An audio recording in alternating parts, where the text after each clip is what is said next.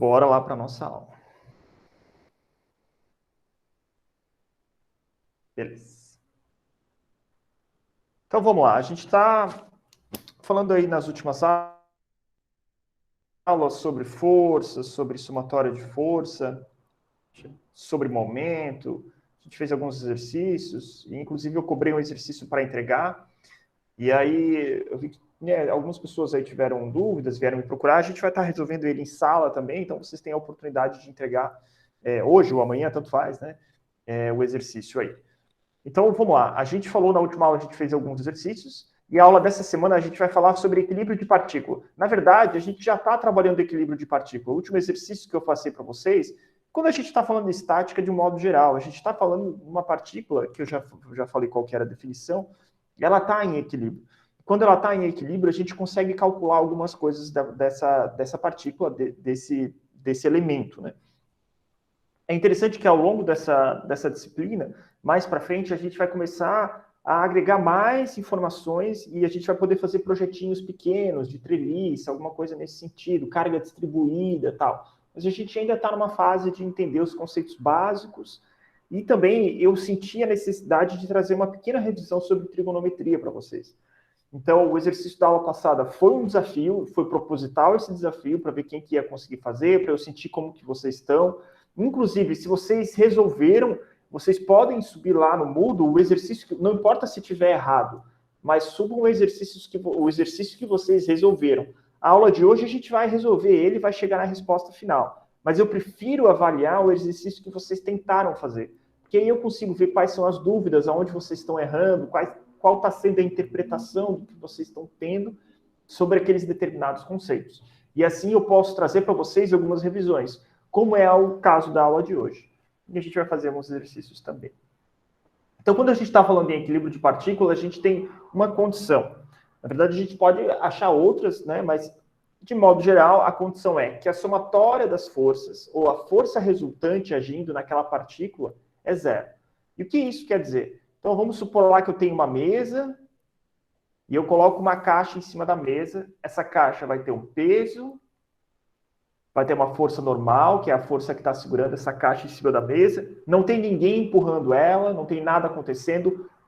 Força-peso é igual ao normal. Essa caixa vai ficar parada em cima da mesa até que alguma coisa aconteça, até que alguém vá lá e empurre essa caixa, por exemplo. E a gente não vai entrar em detalhes aqui de cinemática, mas isso também é verdade para um corpo. A gente pode pensar lá em um carrinho, que esse carrinho está se deslocando para frente com uma determinada velocidade. E a gente considera que esse meu sistema ele é ideal. Então, não tem nenhum atrito, não tem ar, está dentro do vácuo, não tem nada que vai tirar a energia desse veículo se movimentando. Se isso for verdade, e nenhuma força agir nele, a somatória das forças resultantes dele for zero, se ele está em movimento, ele vai continuar em movimento. A gente viu isso quando a gente falou um pouco sobre inércia, sobre as leis de Newton. A gente pode pensar em um outro exemplo, que é, por exemplo, o planeta Terra está girando ao redor do Sol. Então, a gente tem um movimento de rotação ao redor do Sol. A gente pode considerar que o planeta Terra está em a somatória das forças ao redor do planeta. É claro que tem a gravidade que está puxando para dentro, né? E ele está girando, né? Mas a gente pode, a grosso modo, vamos pensar então um asteroide que está se deslocando no sistema planetário, né? A somatória das forças é zero. Então, esse asteroide, ele vai continuar com o movimento retilíneo, uniforme, enfim, sim, enfim, se a somatória das forças for igual a zero. A gente não precisa ir tão longe, não precisa viajar tanto, a gente não precisa pensar aqui em veículo, porque a gente está falando de estática. Então, a gente está falando em corpos que estão parados. Então, por exemplo, sei lá, essa casa que eu estou aqui, a casa está parada, ela não está se deslocando, não tem nada se mexendo. Então, a somatória das forças dela é zero, né? Um exemplo prático.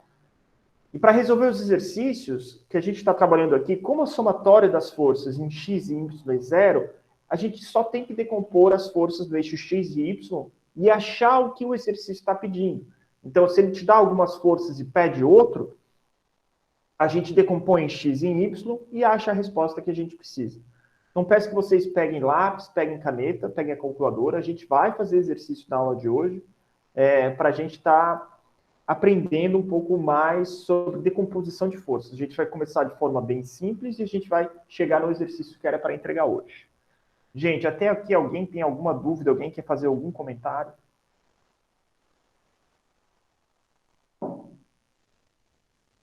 Beleza. Então, somatória de forças em X, somatória de forças em Y é igual a zero. Esse símbolo aqui, ele só representa que é a somatória, então vai ter diversas forças que vão estar atuando tanto no eixo X e no eixo Y, e eu vou somar todas elas. E quando eu estou somando, eu tenho que prestar atenção no meu eixo cartesiano, onde está apontando o X positivo e o Y positivo. A gente usa, eu já falei isso aqui quando a gente estava comentando sobre o momento. O momento, geralmente, a gente tem que colocar lá, sentido anti-horário é positivo. Mas no eixo X e Y, a gente tem a tendência de não colocar, porque geralmente a gente usa X para a direita como sendo positivo, Y para cima como sendo positivo. Então, se tiver uma força apontando para cá, no X, essa força ela é negativa. E eu tenho que levar o sinal em conta quando eu estiver fazendo cálculo. Porque força é vetorial, tem módulo, tem direção e sentido. Uma força que estiver me puxando para o lado direito é diferente de uma força que estiver me puxando para o lado esquerdo. Como é diferente de uma força que está me puxando para trás, como para frente. Só a gente pensar num carro, é diferente que eu engatar a ré do que eu engatar a primeira e arrancar para frente. Então, a analogia é a mesma. E a gente falou um pouco de trigonometria e eu senti que talvez tivesse um pouco de dúvida. Então, vamos pensar no nosso triângulo retângulo aqui. O triângulo retângulo é aquele que faz um ângulo aqui de 90 graus. Então, tem um dos ângulos que é 90 graus. E eu tenho aqui o meu ângulo alfa e aqui o meu ângulo beta. Então, alfa é isso. A gente chama isso aqui de alfa. E beta é assim. É só o nome que a gente dá para o ângulo. A gente usa letras gregas, mas poderia usar qualquer coisa, né? Então, quando a gente está falando do seno, o seno de um ângulo é dado pela razão entre o cateto oposto sobre a hipotenusa. Então, seno é igual a cateto oposto sobre a hipotenusa. Então, vamos analisar primeiro o meu ângulo alfa. O meu cateto oposto ao alfa é o meu C. E a minha hipotenusa é o A.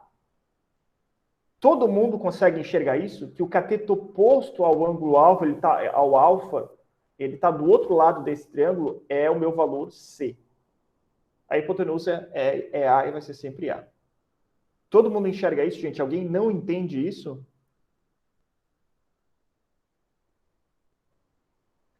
E quando eu estou pegando o meu seno do meu ângulo beta, o meu cateto oposto passa a ser minha letra B.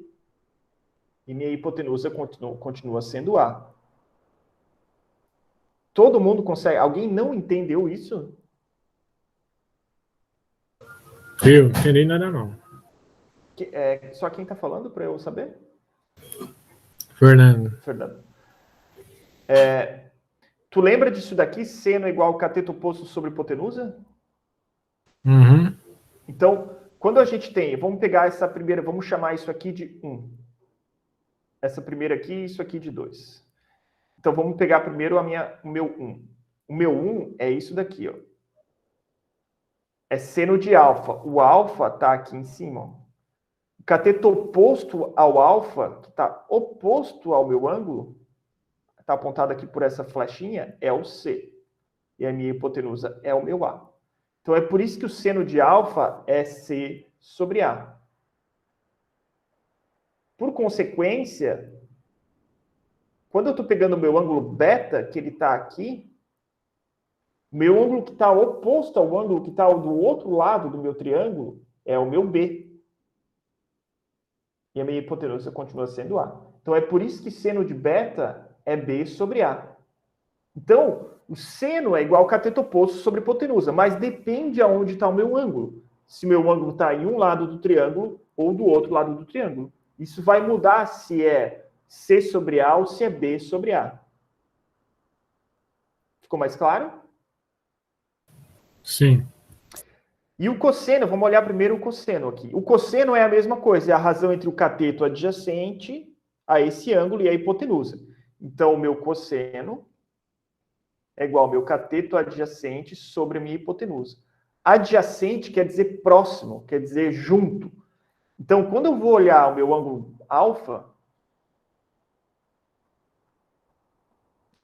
então quando eu vou olhar lá, vamos pegar aqui de novo, aqui eu vou chamar de 1 e vou chamar de 2 de novo. Então, vamos pegar o meu 1 primeiro, vamos pegar aquele mesmo triângulo lá. Então, se eu pegar o meu ângulo alfa aqui em cima, o meu cosseno desse ângulo aqui, a hipotenusa sempre vai ser A, né? Aqui vai ser B e aqui vai ser C. O meu cosseno é o meu cateto adjacente, então ele está ao lado do ângulo, ele está adjacente ao ângulo. Então, é B sobre A. Cosseno desse ângulo aqui, B sobre A. Se eu pegar o ângulo beta, por consequência, ele está aqui, ó. Meu beta é igual ao meu cateto adjacente sobre a hipotenusa. A hipotenusa vai continuar sendo A, o cateto adjacente agora é C. Ele está aqui embaixo, ele está adjacente a esse ângulo aqui.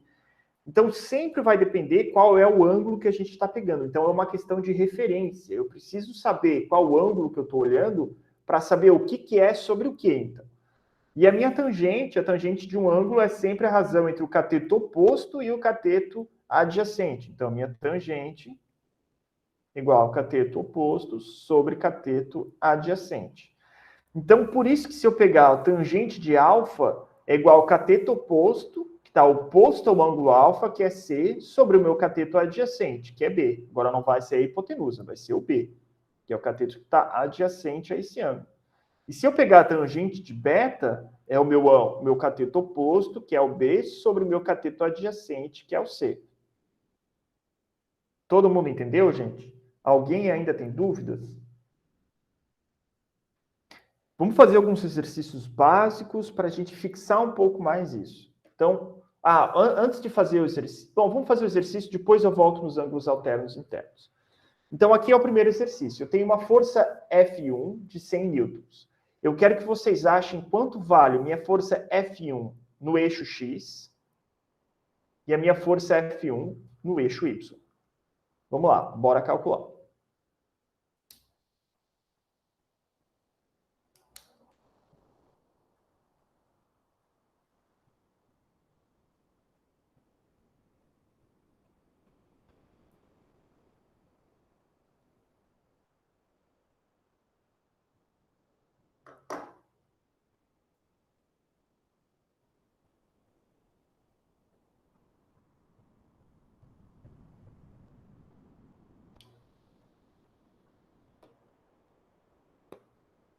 Eu postei lá no Moodle um vídeo ensinando a usar a calculadora do Google, hein? Como configurar ela da forma correta. Então, se alguém está usando a calculadora do Google, tem que configurar ela em DAG.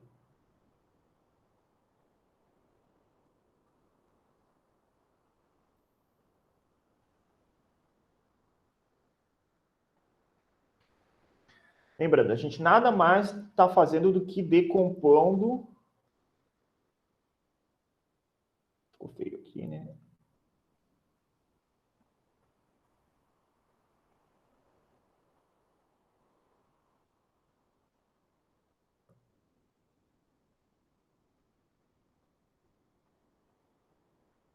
Então, meu F1x é a parcela da força que está no eixo X e F1y a parcela da força que está no eixo Y. Quanto deu F1x?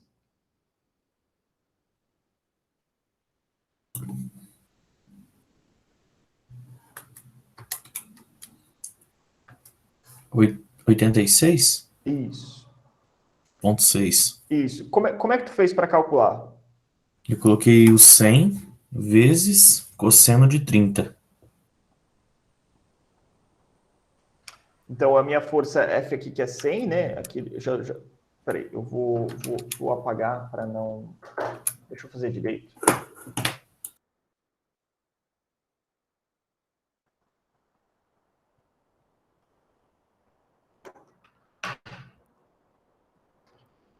Vocês estão vendo aí, né?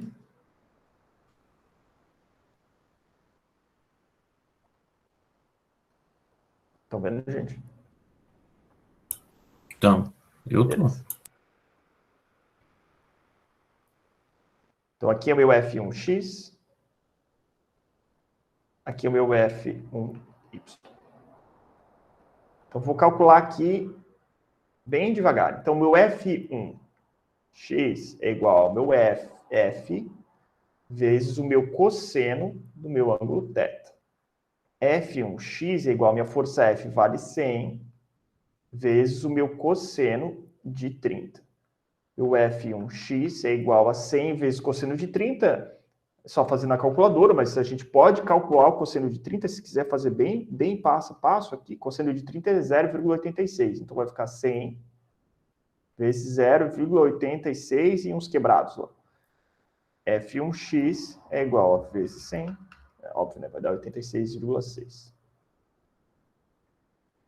0,866 aqui. 86,6 aqui newtons, né?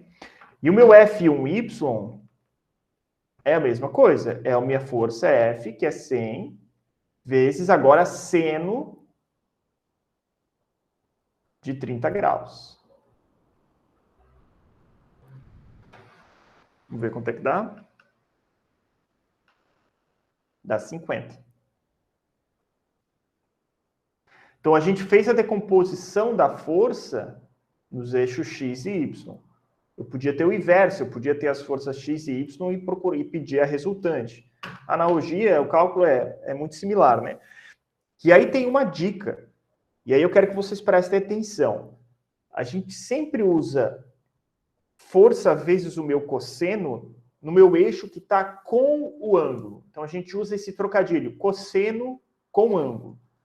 Então, se o meu F1x ele está com o ângulo está aqui, ó, está próximo do meu F1x. Então, ele está com o ângulo, então ele é cosseno. O meu F1y está sem o meu ângulo aqui. Então, ele está sem o ângulo, é seno. Gente, alguém tem dúvida nesse exercício? Rafael, Diga. a parte da força N no ângulo X sempre vai ser o cosseno, então. Aí que tá, não é sempre. E eu quero que vocês façam esse daqui.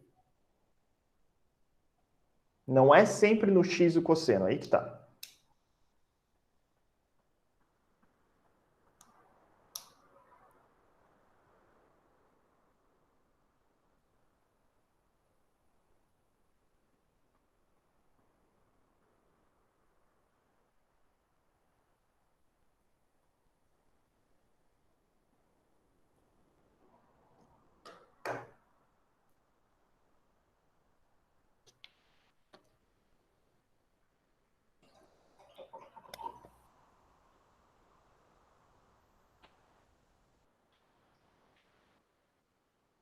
É só fazer o oposto, né? Inverter as contas, fazer o 100 vezes 0,86 para o FY, né? E o 100 Isso. vezes 0,5 para o FX, né? Isso. O Rodrigo entendeu. Agora está invertido. Agora, quem é com o ângulo é o FY. Isso aqui vem da nossa trigonometria, do triângulo que eu mostrei antes para vocês. Então, antes a gente tinha um ângulo a alfa, um ângulo beta, de formas diferentes lá, né? Aqui, na verdade, a gente pode fazer um triângulo até assim, ó. Onde eu tenho a hipotenusa vale 100 e esse ângulo aqui vale 30. O meu cateto oposto ao ângulo está aqui, ó. Meu cateto adjacente ao ângulo está aqui. Meu cateto oposto, que é esse vetor aqui em cima, é igual, se a gente fizer aqui, a projeção é igual ao meu vetor fx. Meu fy está aqui, né? Então, meu cateto oposto é o meu fx. E meu cateto adjacente é o meu fy. Professor, igual se fizer cosseno de 60, vai dar o mesmo resultado que cosseno de 30. Exatamente. Se fizer pegar por aqui, esse ângulo aqui vale 60. Porque aqui tem que fechar um ângulo de 90 graus, tem que fechar 90 graus. Então, aqui é 60. Então, se eu fizer fx, então, são coisas iguais, ó. Fx é igual ao meu f vezes o meu seno de 30 que é igual...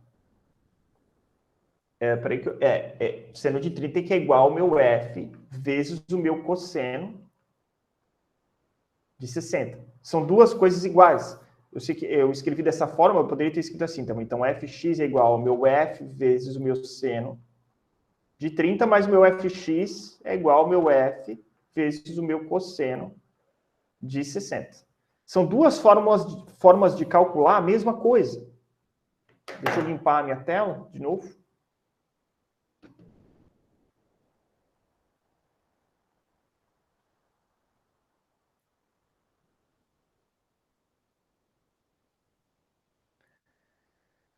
Então, eu trouxe isso aqui para vocês não terem esse pensamento de quando está no x é sempre cosseno. Não necessariamente. A gente tem que analisar o que o exercício está mostrando para a gente.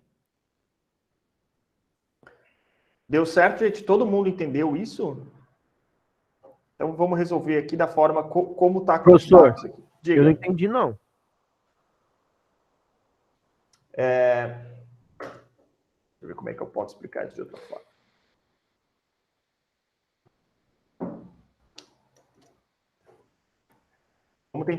Vamos pegar o exercício anterior de novo.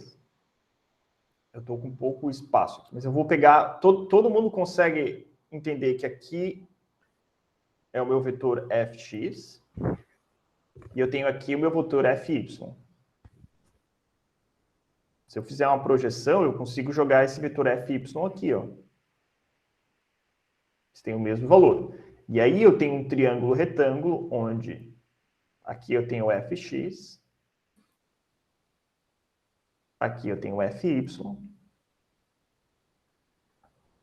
e aqui eu tenho f. Eu tenho um ângulo aqui, que é 30 graus. Agora, é só a gente usar aquelas funções trigonométricas que a gente falou. Então, seno do meu ângulo θ, que é um determinado ângulo, é igual ao cateto oposto sobre hipotenusa. Cosseno, cateto adjacente sobre hipotenusa, minha tangente, cateto oposto sobre cateto adjacente. Vamos calcular o fx. Fx está aqui. Vamos ver como é que eu posso fazer isso para ficar mais simples para vocês.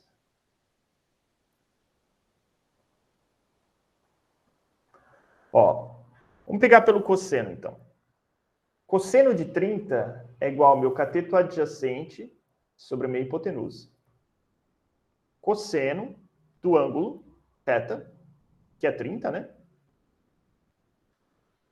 É igual a cateto adjacente sobre a minha hipotenusa. Cosseno de 30 é igual. Quanto que é o meu cateto adjacente? F de x. Quanto que é a minha hipotenusa? F. Vamos passar multiplicando para o outro lado f.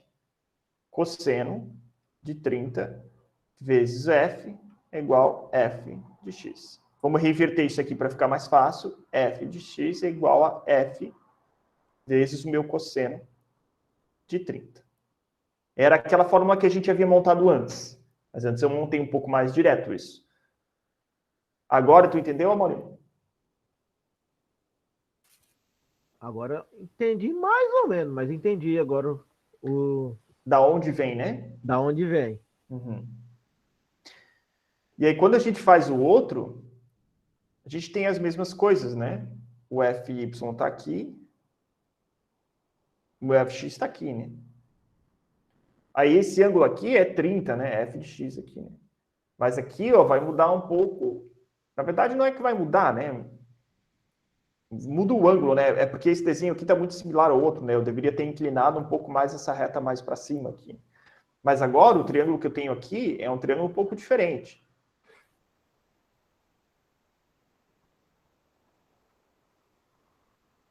Onde eu tenho o meu FY aqui, o meu FX aqui e o meu F aqui.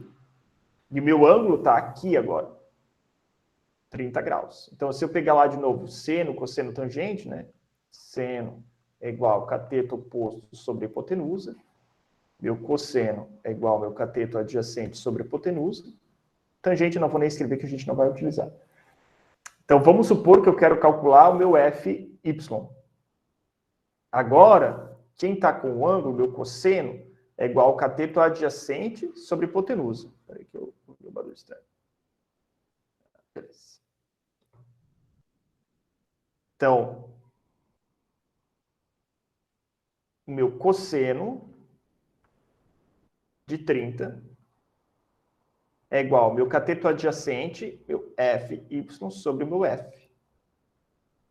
De novo, eu vou passar o F para cá, o FY vou rearranjar, então vai ficar F vezes o meu cosseno de 30 é igual a FY. Vou rearranjar FY é igual a F vezes o meu cosseno de 30 graus. Então, é por isso que aqui o FY é com cosseno. Mas aquela dica que eu digo é sempre melhor, né? Quem está com o ângulo é cosseno, quem está sem o ângulo é seno. Eu já tenho tanto isso na minha cabeça que trazer da onde vem eu nem lembrava mais muito. Mas, enfim, nada mais é do que um triângulo retângulo. E a gente, quando está decompondo a força, a gente sempre pode resgatar e pegar lá do triângulo retângulo e fazer do zero. Mas muitas vezes não há necessidade. Outra questão que eu queria passar para vocês é o que a gente chama de alternos internos. Isso aqui vai ser bom para o próximo exercício. Mas quando eu tenho uma reta, e eu tenho uma outra reta inclinada, e eu tenho um ângulo, por exemplo, aqui, beta, e eu vou lá e corto essa reta em cima de novo por mais uma outra reta, paralela à reta de baixo, eu vou ter um outro ângulo alfa aqui, ó. Beta vai ser igual a alfa. São ângulos que possuem o mesmo valor. Alguém perguntou alguma coisa? Beleza. São ângulos que possuem aqui o mesmo valor. Então, é o que a gente chama de ângulos alternos internos. Isso aqui é só um conceito, eu vou explicar no próximo exercício para que a gente usa isso. Então, vamos lá, eu vou dar um tempo para vocês pensarem. Ele quer saber aqui qual que é a tensão no cabo CA e qual que é a tensão no cabo AB, considerando a gravidade como 9,81 metros por segundo ao quadrado.